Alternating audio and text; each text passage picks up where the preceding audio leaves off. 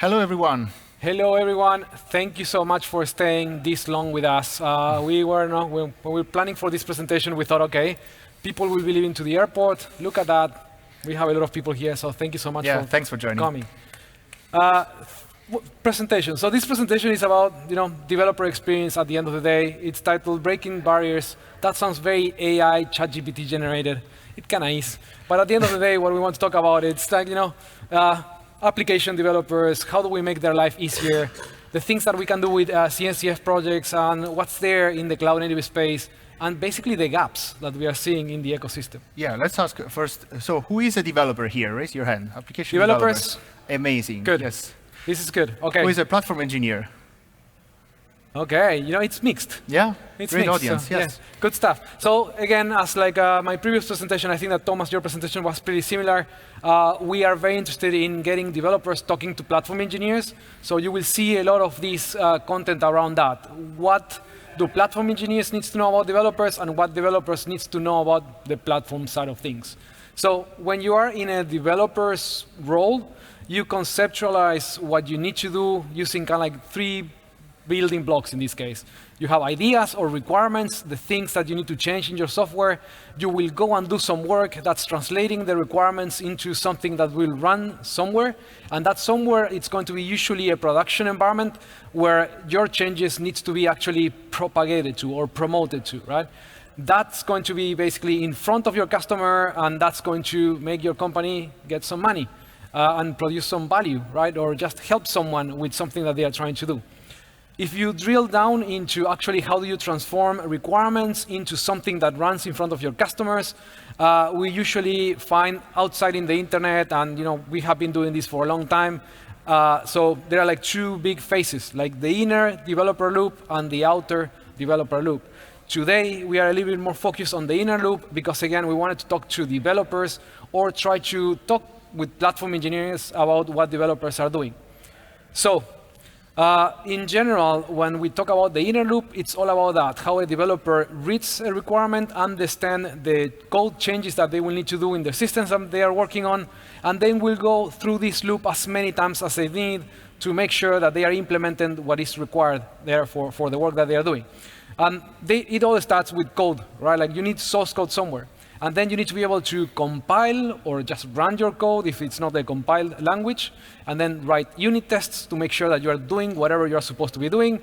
And then when things get complicated, doing a debug session might be needed. And these are things that developers do every day, and they need to be able to do this as fast as possible. But we are at KubeCon, so we know that when we add Kubernetes into this mix, things get a little bit tricky, right? Yeah. So who are you? That's a difficult question. So my name is Mauricio Salatino. I am a software engineer and a CNCF ambassador. I work for a company that's called Diagrid. We are working with the Dapper project. And I joined that company specifically because of that. This is right between platform engineers and developers. I wrote this book, Platform Engineering on Kubernetes, considering myself a developer who has been doing a lot of Kubernetes over the last 10 years. So if you're interested in the platform engineering side, check the book. There is a repository with a lot of hands-on tutorials that you can follow with different CNCF projects. Who are you, my friend? Yes, I'm Thomas Vitale. I work at a company called Systematic in Denmark. Really passionate about anything cloud native and Java related. I also wrote a book. It's called Cloud Native Spring in Action with Spring Boot and Kubernetes. And with Mauricio, we figured out that we have this relationship between platform engineers and application developers. So how can we help each other improve both sides of the equation so that we can deliver value to the customers faster and better? And that's why we would like to share that we are working together on a new book. It's called Developer Experience on Kubernetes, right? Yep. We just announced it a few days ago. The first few chapters are out in early access. So if you'd like to read it and share feedback, we'd be happy to receive that. With this code, you also get a 45% discount. Yeah. That's it. And again, I think that kind of like important thing to mention there is that, again, because we have been in this space and in the developer space for some time, we keep talking to companies that are doing different things. Sometimes those things are not optimal. Sometimes those things are a little bit better for the developer, and sometimes they are just making the developer's life very, very complicated. If you are here in the Kubernetes space, my personal experience is to talk to companies that are pretty much slowing down developers' productivity, and we want to fix that, right? Yeah. So let's start with defining a development environment. So we want to start working on a new feature. How do we do that? Now, basic thing, since we're working with Kubernetes, so we work with containers, is having some kind of container runtime. So today we're going to demonstrate Podman Desktop. It's an open source project under donation right now as a CNCF sandbox project. And once we have a container runtime, we can start building up our development environment. So first of all, I have my Podman desktop application. I can run containers. So just like any OCI runtime like Docker, I can run containers from the CLI. But since we're talking about Kubernetes, at some point I'm going to need a cluster. Now, with Podman Desktop, I can create a cluster very easily in two different ways out of the box. I can use two projects. One is called Minikube, and the other one is called Kind. I have already created a cluster using Kind. I can show you how it works. I can just give it a name. I can specify a provider. Is it Podman? Is it Docker? And I can even make sure that I have an ingress controller, so every service that I run on the cluster are also exposed on my local computer, which is great for developer experience. All right, we have a container runtime. We have a Kubernetes cluster. If we want to, we can visualize the resources in different ways on Kubernetes. Podman comes with a very nice dashboard out of the box that you can use to visualize all the resources on Kubernetes. You can even use a headlamp that was announced the other day during the keynotes. So you can have a headlamp directly in Podman Desktop, and we visualize all the different Kubernetes resources.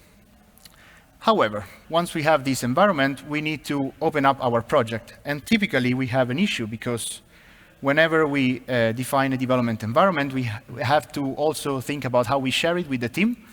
And maybe we have some documentation, we have instructions on how to set up a development environment, which tools to install, which versions. And what happens is every developer will have a very different development environment on their local machine. So how can we solve that problem? We want to have a baseline where all developers in the team have the same tooling, right? The same code, the same approach. So we can perhaps define our development environment as code. And we have different options. We want to mention two of them today. One is development containers. It's an open specification that is used by different platforms. For example, GitHub Codespaces uses it, DevPod. You can run it from your favorite IDE, maybe Visual Studio Code or JetBrains IDE. Or you can even use something called DevFile. DevFile also provides this specification as code, and you can define a development environment directly on Kubernetes. That's right. In this case, I want to show a development environment based on dev containers. I have Podman already as a container runtime, and I'm going to use a tool called DevPod. DevPod is really great. It supports this standard format for defining development environment. But what is cool about it is that besides pointing to some kind of Git repositories or even a local folder to define this environment, it's really portable across any kind of environment.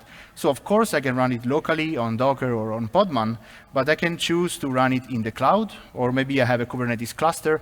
So it's really, really convenient. No matter the infrastructure, you have the same exact development environment portable across all these different types of environments. And I think that this kind of like makes a lot of sense when you have like tons of developers working in different teams, and you need to make sure that they are all using the same tools.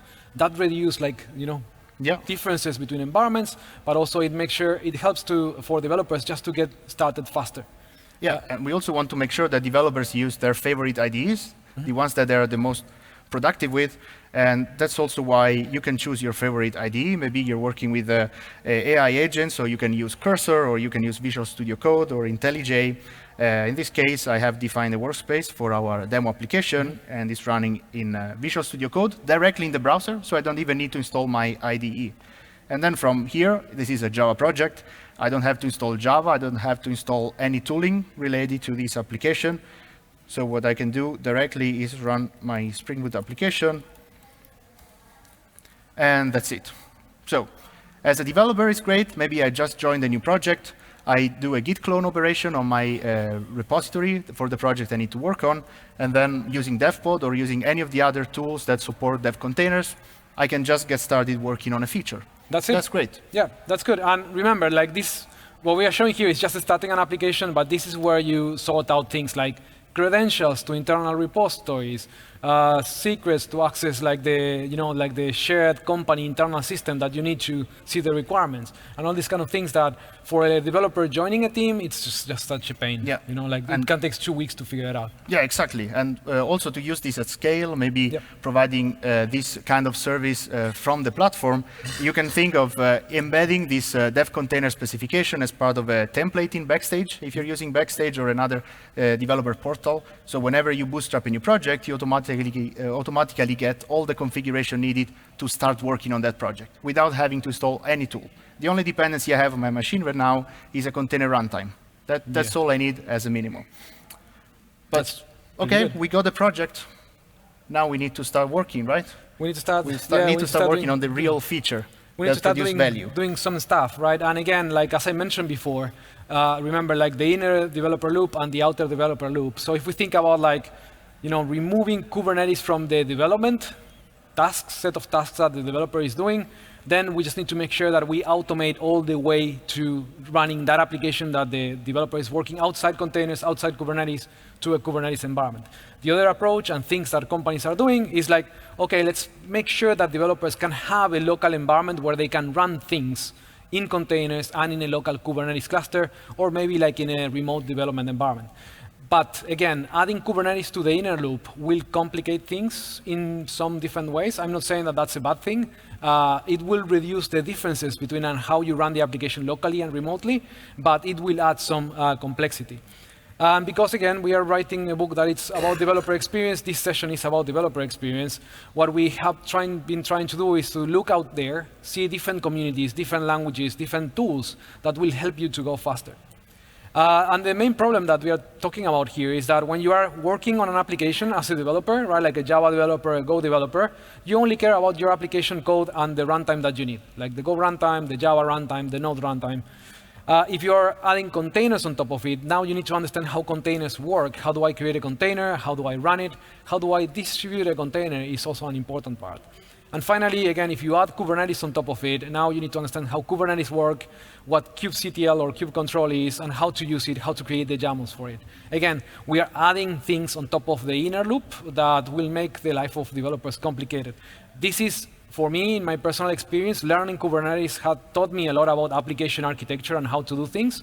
But when you want to scale up a large organizations of thousands of developers, this becomes quite an important problem to solve. So when I think about like transforming source code to containers, there is like this CNCF project that is called Buildpacks that basically takes any language, and using the CLI you can create a container that is easy to use. There you go. Sorry, some lag. Where are we? There. Yes. So the idea is like you have a CLI. The CLI will understand which language are you using, and it will create a container image for you, removing the need for the developer to create a Docker file to create that container image. This again makes a lot of sense when you're thinking about like a platform team enabling developers to go faster, because again, you remove something from them, but also you have the tools from the platform side to create the right images here, right, that can run in a production environment. And when I think about like developer experience on the inner loop with Kubernetes, I do think about Google Co, which was created by Google. Now it's part of CNCF. How many people know about this tool, like Co? Oh, just a few. Okay. How many Go developers do we have in the room? Not that many. That's good. Anyways, I think at the point of showing this at KubeCon, I thought that most Go developers will know about this. But the idea of showing this is to show other languages developers what's the experience that they built here very early on in the Kubernetes journey. Remember that most controllers were built using Go, so they needed to iterate fast, right? So what I wanted to show here is I have a Go application here, so you can see just the normal Go service. I can do Go run and get the service up and running. Go run appointments. Let's go. If I run it there, you can see that the service is starting. That basically means that I have the Go runtime, but it's failing because it requires a PostgreSQL database to run alongside this, right? Developers in general will do something like, Podman compose app or Docker compose app just to get the infrastructure. In this case, what I will get running is a PostgreSQL database locally that I can, let me do this. App -d, there you go. And now the PostgreSQL database is running. Basically, what I can do now is connect to the database, right? So now I have my service, it's connecting to a database, all good, I can start making changes and it will work. But what happens if I want to run this in Kubernetes? First, I need two things, basically. I need a container, I need to push it to a registry, and then I need a cluster where I will be running this container, right? A bunch of other things to connect to. So that's where Co becomes really useful. So you can use something like co-build, right? And look at this. So the first thing that I'm doing here is co-build the name of the Go application, and then -- platform all. This is super important. Developers need to create a container. You want to make sure that you don't create a container that is specific to a single platform, because when you want to run it in a cluster, that cluster needs to be running in the same platform to be able to work. So you want to make sure that the image that you produce, it's like available for all platforms. Okay, that will not work. That's not set up with the project, but that's fine. That will be a container, right? The next step is to make sure that you can deploy that. And again, Go makes it very, very easy. So you have a deployment file in this case. You will need to find a way to generate this for your developers if you want to make them go faster, right? Backstage is one option where you can have that as part of your template. But if you see here the name of the image that is being used, it has this Go prefix that basically will help Go to find and scan all the YAML files and replace this reference with the image that is published by co-build. So when I run co-build, it will build and publish the image. When I run co-apply, like kubectl apply, but instead of kubectl, is co, right? I'm applying my YAML files here to a cluster, so I have a kind cluster that it's running. This is going to build the image and push kind of like the file here into the cluster, the definition. But before doing that, it will replace that with the hash of the image that I'm just building right now. And again, it's not going to work because it's not the Docker variable. Can you export that let's fix quickly? that. Yeah, let's do it. There you go. So basically, the only thing that it's missing here is the repository, the Docker repository, where it's going to send that. There you go. And now this is great because we are working on an Apple Silicon computer, but the image generated will also work on AMD architectures, not just ARM64. So if I'm connected to like a remote Kubernetes cluster that is running on AMD 64, the same image will work. That's the whole idea, right? So now we have an image, but again, there is no need to build the image. If I don't want to do like that step, I can just run this command, and this will automatically identify if there are changes. If there are changes, it will build the image, push the image, and then apply the changes into the cluster, right? So if I do now kubectl get pods, you can see that I have the appointment application up and running. This is pretty cool. Again, it simplifies all the steps that I need to do to get something running in Kubernetes and creating containers and distributing containers. And there are tons of options that you can tweak in there, which is amazing. I can go and change now the application and push again and get it up and running. Yeah, but we can do even better, right? We can do even better. And that's where a scaffold comes into play, right? How many people know about the scaffold here? Yeah, so we have some folks. That's good. So here, like, again, this is great, but I need to do like, go apply and send that, and every time that I make a change, I can do better. I can have something looking at my files, and every time something changes, it will just push and build the container. And that's with scaffold dev. So what this is doing, again, is just deploying the changes there, looking at my files. As you can see, it's even tailing the logs for me to see if something breaks. Yeah, so all those commands that you run manually, now they're all automated. But Scaffold can be used for more various types of applications. So in this case, we are using Go for Golang, but you can use it with build packs, you can use it with a Docker file. If you have Helm charts, it also works with that, or with Customize. So it's a really versatile tool that can be used across different language stacks, which is really great. And then you just run Scaffold dev, and you focus on the code. You don't have to worry about containerizing and deploying doing anymore, all that right? stuff. Yep, that's a very good step forward. All right. Important to mention, again, like you can use Scaffold with any language, which I think is great. So basically, it brings that developer experience across platforms. Go. That's great. It's automated. We are kind of mitigating some of the complexity here, both the cognitive load and the slow feedback loop. But it's not always necessary to have Kubernetes running locally. So do we really need it for local development? What do you think, folks? Do we need Kubernetes for local development, or would you rather not? So I see some thumbs down. Yeah, but what's the some question? Yeah, don't know. Yes or no? Yeah. Yeah, up or no. It's fine.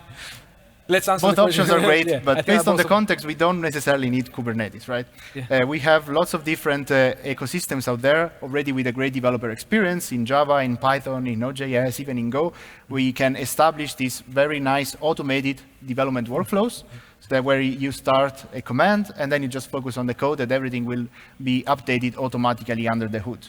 And then we can combine that with some tooling that helps integrating with different services. So for example, the Go applications you just showed requires Postgres, and we have this separate command to spin up a Postgres database. But we could use test containers in order to provision all these dependencies as part of the application lifecycle.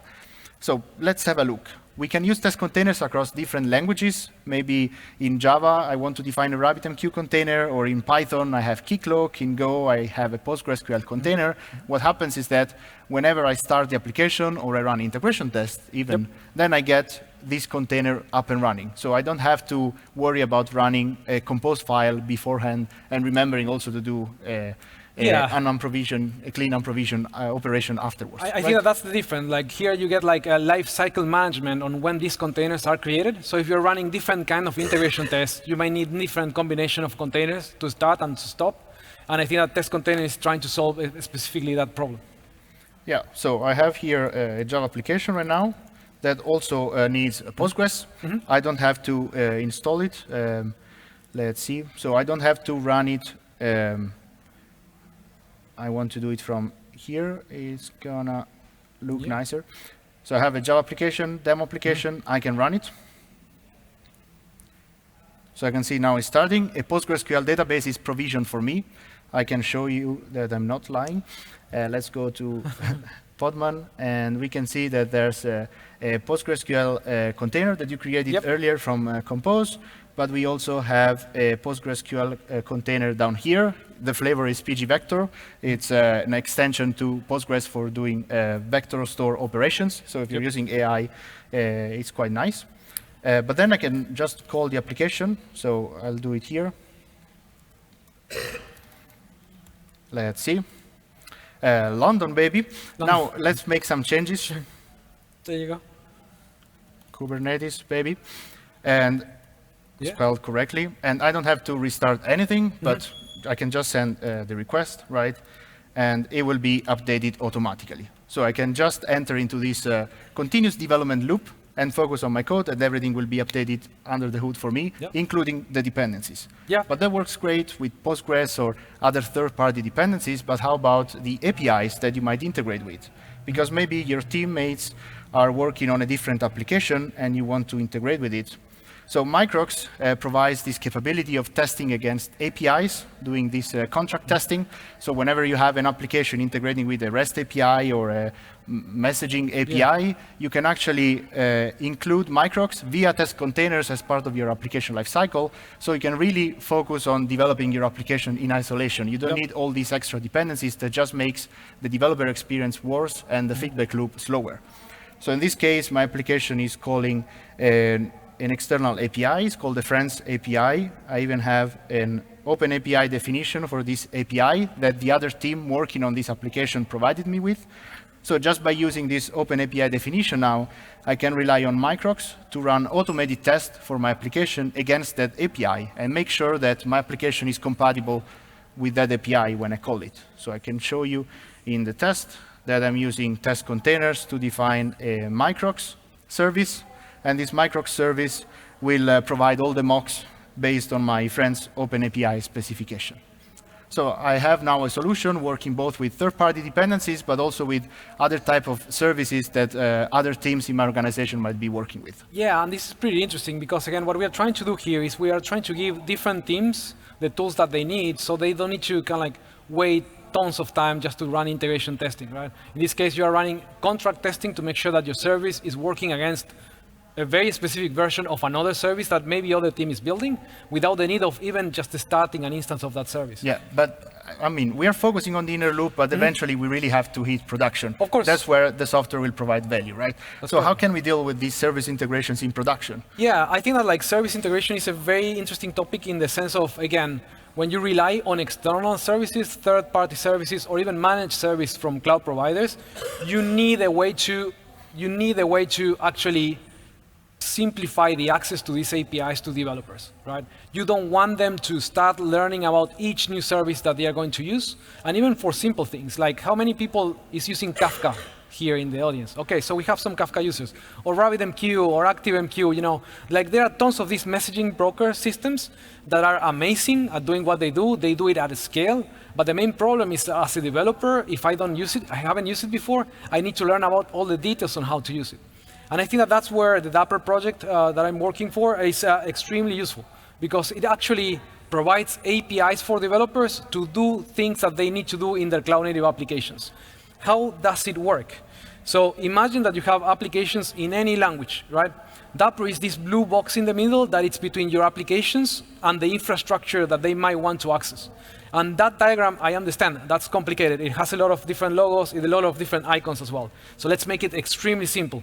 You have applications, Dapper provide APIs to do stuff, and then you have a bunch of complex infrastructure over there. You don't want all your developers to learn about how that complex infrastructure works, so you can just provide them APIs for them to implement things.